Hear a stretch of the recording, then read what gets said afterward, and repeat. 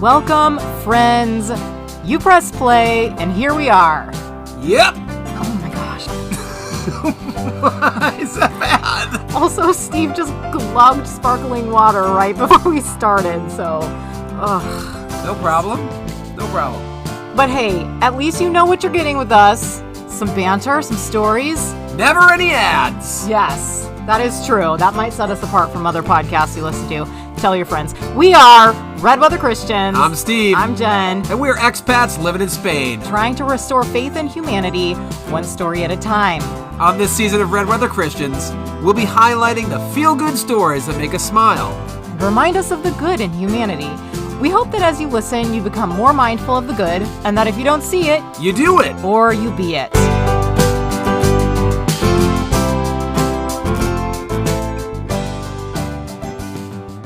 Wow, we're getting good at that intro. I'll tell you what.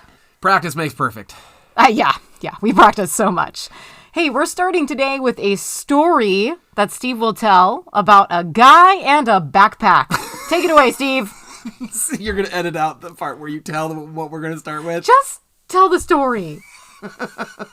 So, we go to the store, grocery shopping, usually once a week. It's exciting. It's exciting lives we lead here, so yes. I'm glad you're still tuning in. At this particular Lidl, I think I like this little life. In this case, we were just getting a cart. I was getting the cart because we were going to get groceries. And in front of me was a cart with a backpack on it. Oh my gosh, I am on the edge of my seat, Steve, with this story. Please go on. It wasn't my backpack. Whose backpack was it? I don't know. Someone left it there. But as I'm going to get this cart for us, someone else had noticed the backpack too. This random guy, this stranger of sorts. What did he do, Steve? Well, it wasn't his backpack either. What? He grabs that backpack and heads back to his car. And I go, that's weird. But that was to tell his wife or partner or whoever was in the car, like, hey, I just found this backpack. I got to go take it in and give it to somebody so that whoever lost it can find it. And that's how my day at Lidl started that time. Oh, it's so heartwarming. It's like what you hope for, like when you forget something, you hope for that kind-hearted person to find it, pick it up, turn it in, and then you go back to the store and they're like, here's your backpack. Someone brought it in for you. And the thing is, I was getting a cart anyway. I could have taken that backpack in, or I could have even said, hey, you don't have to take that in. I can take it. I just couldn't use the language quickly enough, so that wasn't going to happen.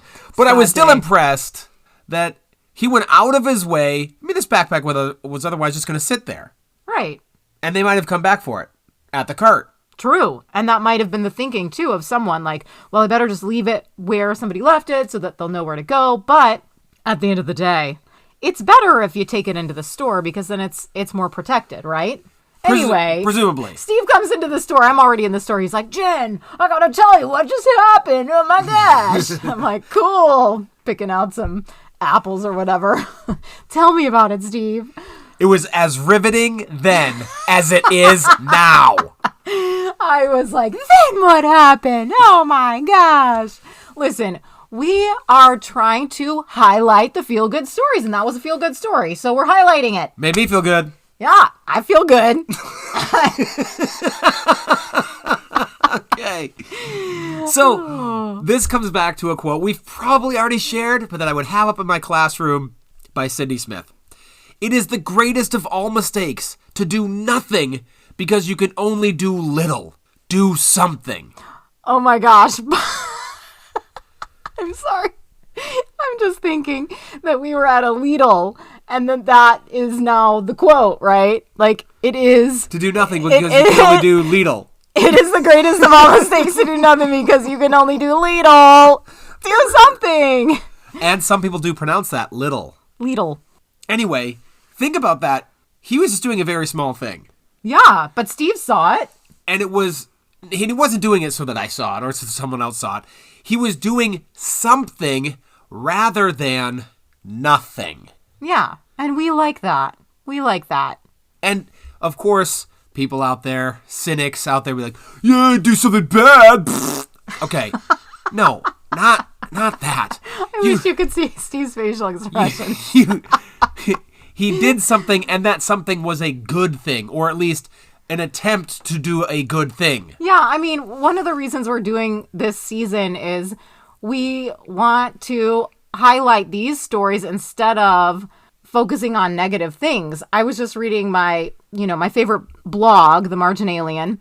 Boy, it gets a lot of references and shout outs on this podcast. Anyway, and she talks about how it's not enough to resist cynicism. You need to fight it actively.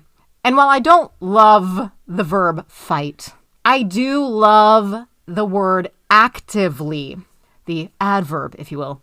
It's active to get away from that cynicism, because the cynicism is, I don't know, it feels like it's a default in human nature. I don't like it. Ick. It's like our inertial reference frame is cynicism. Inertial reference frame? Is that what you said?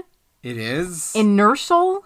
Like inertia? Yes. Oh, okay. That's how you reference it, is where you are. Like our current inertial reference frame is on the Earth, which is spinning at thousands of meters per second. Oh, okay.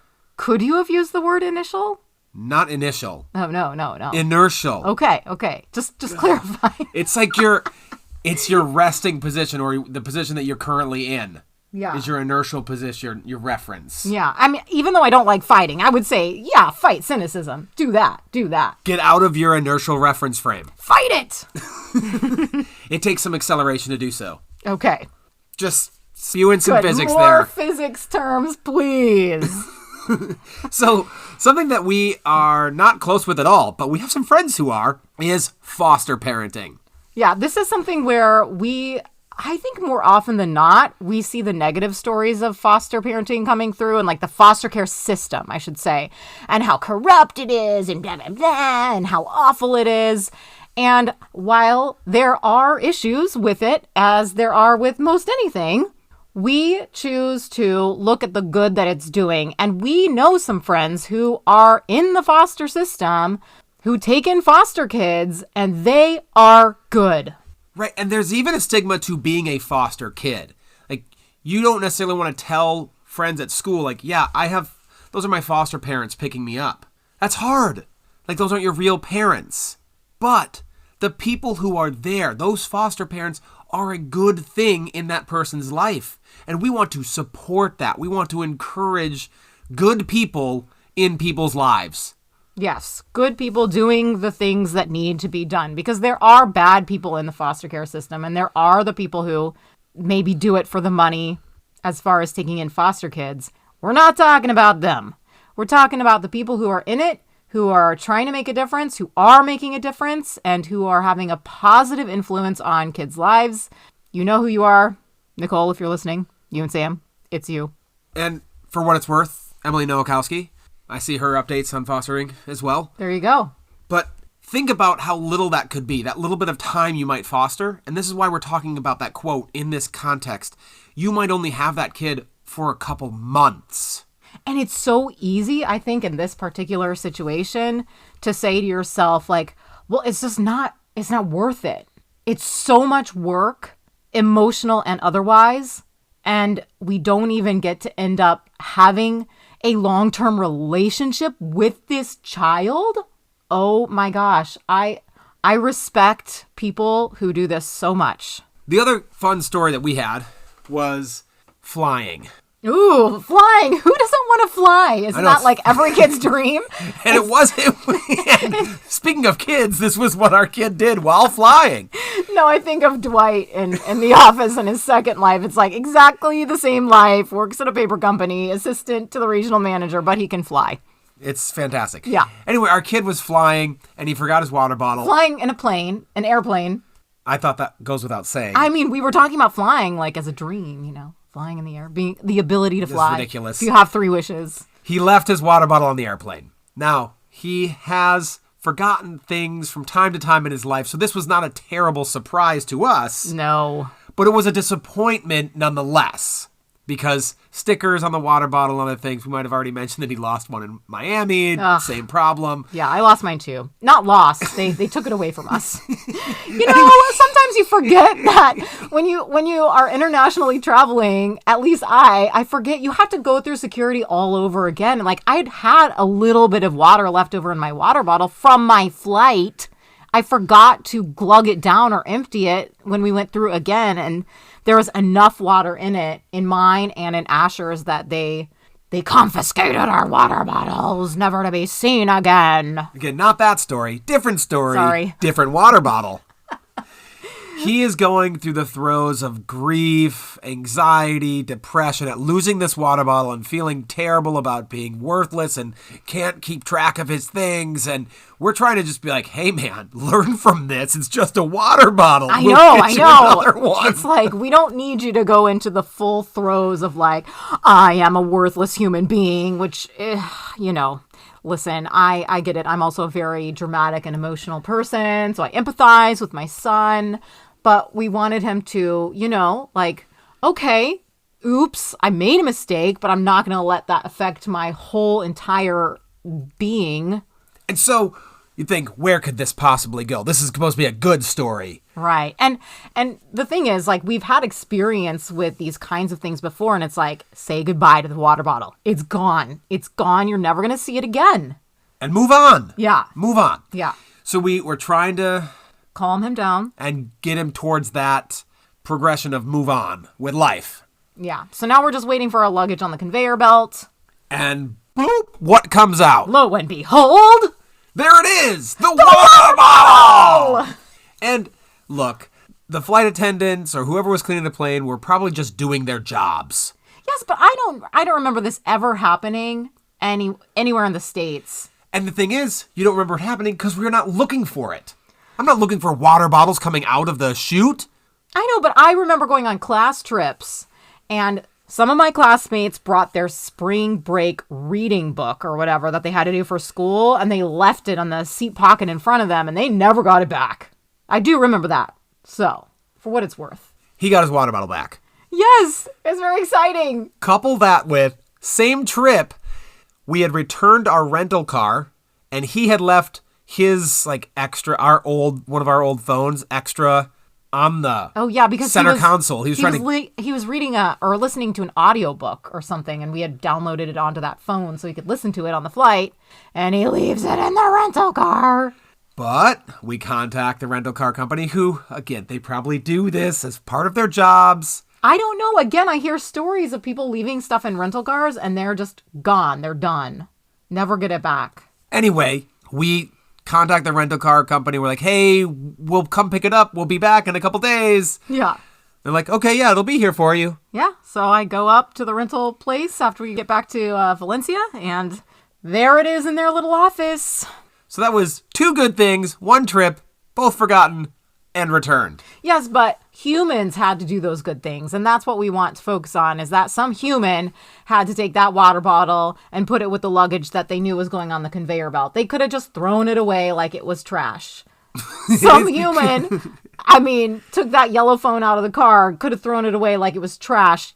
They go through the rental cars and they clean them and everything. They didn't need to set it aside. It wasn't like it was a valuable phone or anything. Not terribly. Anyway, good humans doing good things. We want to be more mindful of seeing humans do good things. And now, Steve with some psychology for us. Why is there always this I like to do intros. prelude of prologue or... Just go ahead. Anyway, up next, we're going to talk about frequency illusion.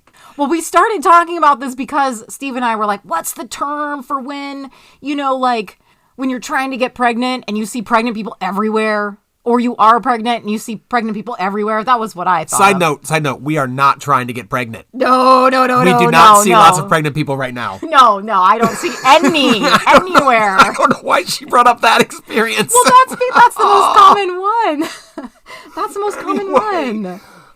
Steve wasn't talking about pregnancy. What were you talking mine about? Mine was before we bought our Jeep Patriot. Oh, boring. An obscure car brand model that we hadn't ever seen before. This was like a decade ago or something? Yes, over a decade ago.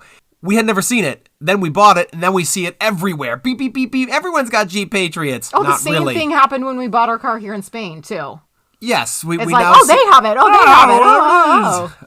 Anyway, the term originally started as Bader-Meinhof effect, because that's what some guy who wrote to the St. Louis press, not St. Louis, Some guy wrote to the St. Paul Press.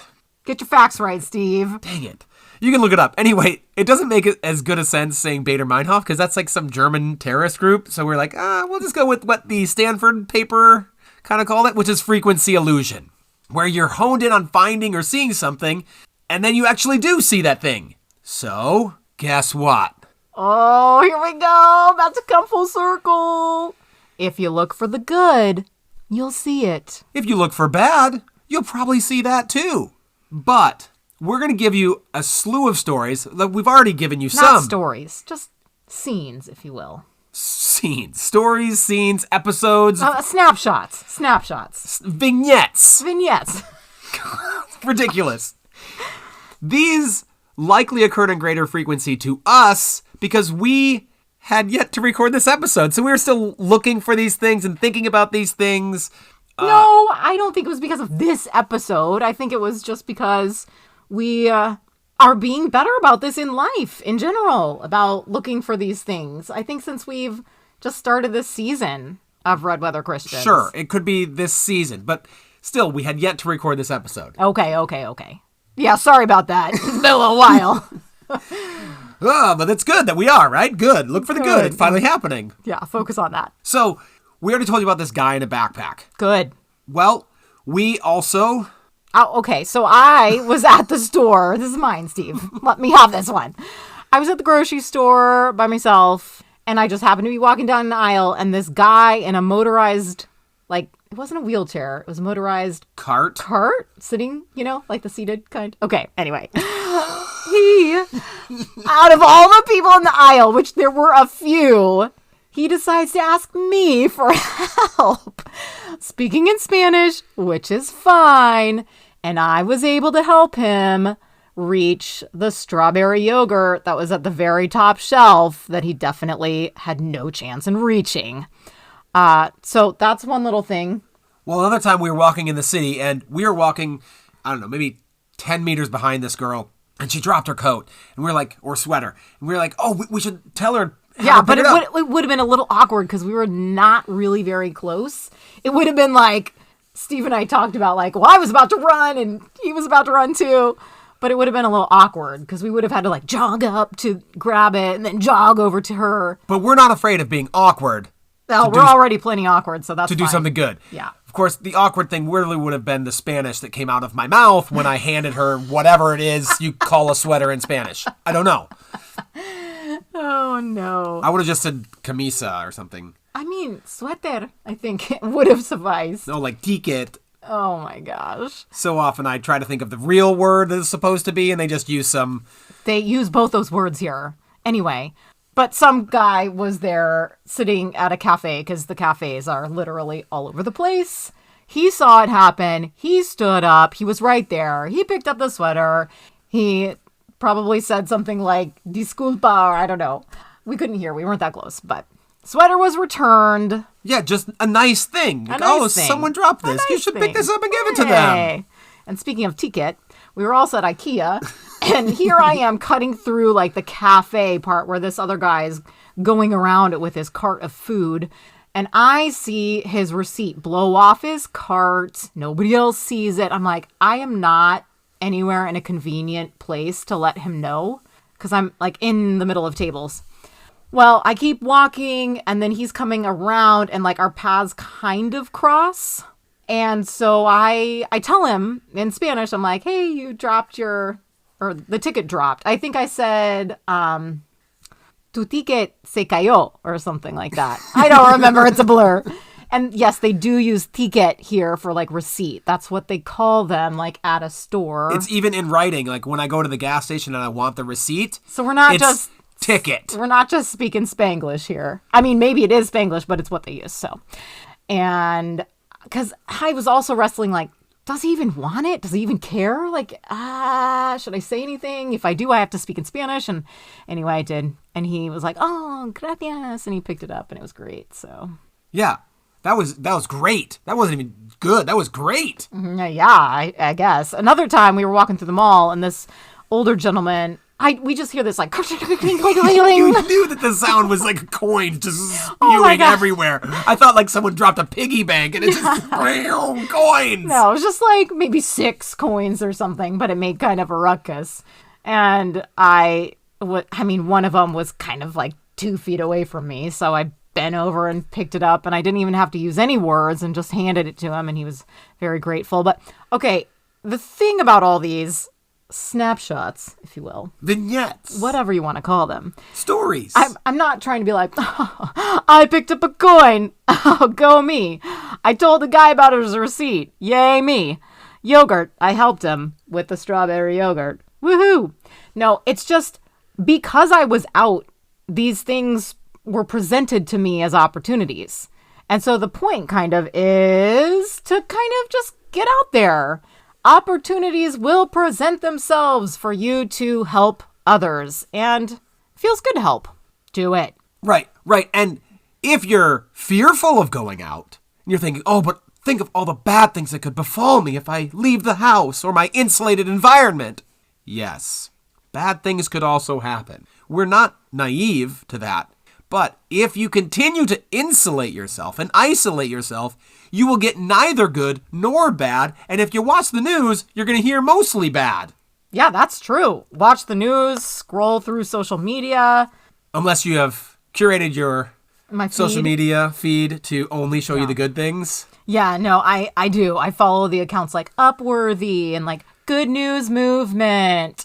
These things. This is what I like. It's the typical stuff where it's like, oh, this grandmother is reunited with her granddaughter after like 10 years of being apart, and this is a surprise. You know, airport reunions. I cry every time. Yeah. She's not actually joking there either. She will have tears, and I'm like, what is going on? It's a beautiful story. The last one I saw is like, the man is pretending to take a picture of his wife sitting across from him at the table. But in the meantime, like her like daughter and grandkids are like walking up behind her and they're actually in the picture. And so then the guy turns his phone around to show her the picture and she sees them in the background of her picture. And then she turns around and they're there. Okay. I love it. But that point that Jen is trying to make is go out and see the good in the world. Or maybe the point I'm trying to make is curate your feed so more good things come through. No, get off social media. Of course. Go live your life. So we want to reiterate in this season, but on this particular episode, that there are really good stories out there if you look for them. Yes. And I think another point we should perhaps make is that when you act like people around you are gonna do the bad thing, then it's almost like I feel self-fulfilling prophecy. If you act like the people around you are going to do the good thing, the right thing, perhaps self-fulfilling prophecy, but in a good way. We noticed this yesterday. Yesterday we were in the city. We were at a coffee shop. Inside. Surprise! Yeah, I know. Is what I do. And this girl wanted to go up and order like a muffin or something. And she left her table, her devices on there, both of her device, like her phone, her touchscreen, whatever thing, and her purse, just like all at the table. And she just gets up and leaves it all there. And I'm just thinking, oh my gosh. But then I was like, oh my God, that's beautiful. That's a beautiful thing. It is beautiful to feel that safe as well. Because that's not everybody's situation. And we recognize that, not trying to just put it out there and say, oh, imagine everyone's great, and then they take your stuff. Right. That's not what we're trying to say. Just leave like $100 bills on the table. No one will take it. It's fine. But then it's nice to live in a world like that. So imagine you do. I don't know. This is such a weird thing for me because I think even just 10 years ago, I was in such a different place in my mindset towards this. I remember teaching the book Lord of the Flies. And you know the book Lord of the Flies, William Golding, his message is clear. Spoiler alert! That humanity is evil. At the core, it is rotten. Okay? That is the message. If you missed it, there you go. And I remember teaching the book kind of believing that. Like, yeah, I mean, at the core, humans are evil. But if you think about it, we grew up in the Christian church, and that's kind of taught to us that you are born into sin, the whole concept of original sin. And so only in the last few years has my mindset changed on that to think humans don't have to be by default evil. I don't think that's the case anymore. Now, if I'm still consistent with Christian beliefs, we might be separated from God in this life. That I'm on board with. But I don't have to believe that everyone is, at their core, an evil human being. That is super depressing. Because even if Jesus is here to save me after I die, I have to live with a bunch of evil human beings and trust that my family actually loves me? Oh, That come sucks. on. That doesn't sound like a good way to live. I'm going to believe in the good. And that God created evil human beings, and they're evil until they, like, say the sinner's prayer? What? Sinner's prayer saves you, everyone. Yeah. Totally saves you. Yeah. Dear Jesus, please enter Save my me. heart and Save and me. we're good to go. No, I'm not evil anymore. No, you're still a sinner, but by grace you're saved, right? I think what changed for me was the belief that when Jesus came, it wasn't like, hey, I'm gonna save you. I will, like kind of future subjunctive. If you do these things, it was more of, hey, I came, it's done. It is finished. Like the grace, it's here, you have it. You don't have to get down on your knees and walk through the Romans road saying the sinner's prayer. Go and be free to be good. Yeah. Go be good. Yeah. That was a huge... Go love the world. Yeah. Love people. Love people.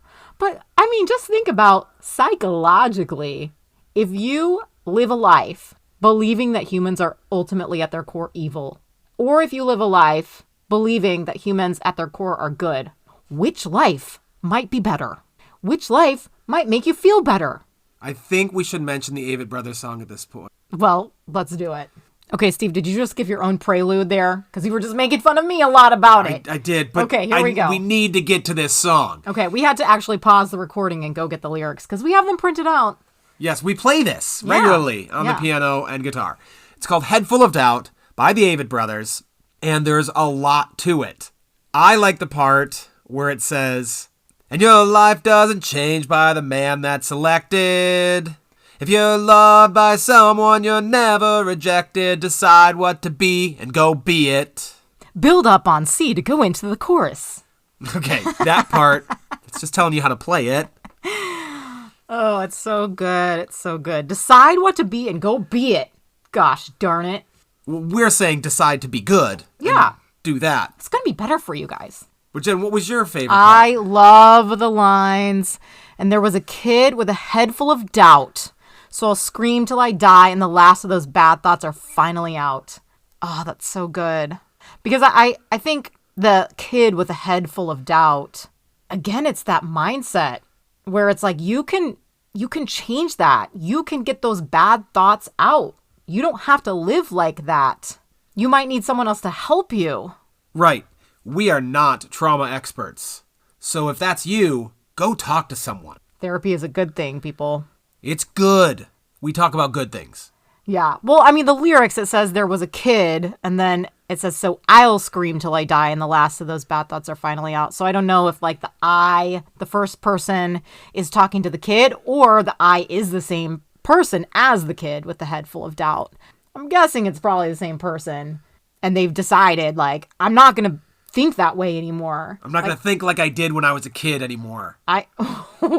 Well, I mean, there is an element of, like, growing up to it. Like, here I am. I doubted that I could make it here. I was full of doubt. Here I am. I'm an adult.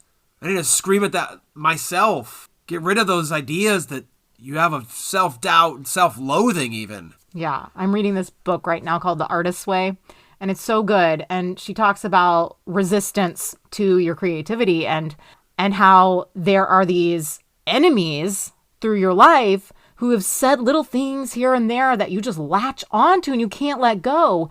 And she asks you as the reader, like, think about those enemies. Who were they in your life?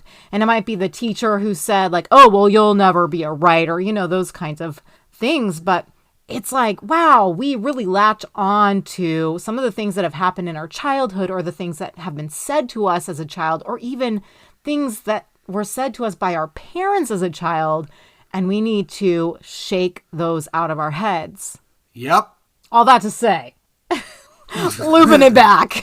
We got off track, but I think it was a great off track. Off-roading. It was fun. Yeah, I was going to laugh either way. It didn't matter. Oh my gosh. It's just like a constant state of Steve making fun of Jen over here. All right, Steve, I think we're ready for our conclusion and call to action. Oh my God. So we are Red Weather Christians. I'm Steve. And I'm Jen. And remember, cheer the good. Don't boo the bad. Should I play the guitar? Oh, whoa. When nothing is sold or deserved or expected.